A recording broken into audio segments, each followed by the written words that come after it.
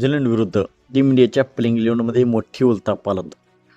एक खेळाडू होणार बाहेर आणि या खेळाडूंना मिळणार प्लेइंग 11मध्ये संधी. तर मित्रांनो, न्यूझीलंड विरुद्ध भारताची प्लेइंग 11 कशी असणार आहे हे आपण या व्हिडिओमध्ये जाणून घेणार आहोत. तर मित्रांनो, मी आहे सोमनाथ सरगर. आपण पाहतात क्रिकेट मराठी. भारत आणि न्यूझीलंड यांच्यामध्ये 3 वनडे सामन्यांची मालिका होणार आहे.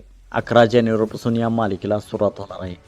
तर त्या मालिकेत शुभमन गिल आणि श्रेयस अय्यर हे दोघे खेळू शकले नव्हते, परंतु या मालिकेमध्ये त्या दोघांची वापसी झालेली आहे. त्यामुळे प्लेइंग 11मध्ये मोठे बदल होणार आहेत. प्लेइंग 11मध्ये भारताकडून ओपन करतील शुभमन गिल आणि रोहित शर्मा, हे दोघे भारताकडून ओपन करतील. तर तिसऱ्या क्रमांकावरती येईल विराट कोहली. तर चौथ्या क्रमांकावरती श्रेयस अय्यरचे आगमन झालेले आहे. तर ऋषभ पंतला संघामध्ये स्थान भेटलेले आहे, परंतु ऋषभ पंतला अजूनही प्लेइंग 11मध्ये खेळण्यासाठी प्रतीक्षा करावी लागणार आहे. कारण 5व्या क्रमांकावरती विकेट किपर म्हणून के. एल. राहुल खेळेल आणि अष्टपैलू खेळाडू म्हणून रवींद्र जडेजा आणि वॉशिंग्टन सुंदर हे खेळतील. नंतर फास्ट बॉलर्समध्ये हर्षित राणा, अर्शदीप सिंग आणि मोहम्मद सिराज यांना संधी भेटेल. तर मित्रांनो, आपण भारताची संपूर्ण प्लेइंग 11 पाहूया. तर रोहित शर्मा आणि शुभमन गिल सलामी येतील.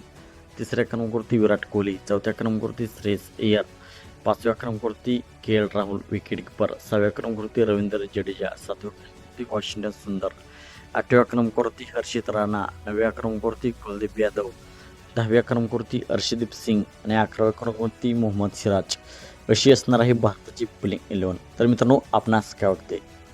भारताची टीम न्यूझीलंडचा पहिल्या सामन्यामध्ये पराभव करेल का? आपणास काय वाटते आपण कमेंट सेक्शनमध्ये सांगा. आणि मित्रांनो, आपण चॅनलवरती नवीन असाल तर आमचा यूट्यूब चॅनल सबस्क्राईब करा.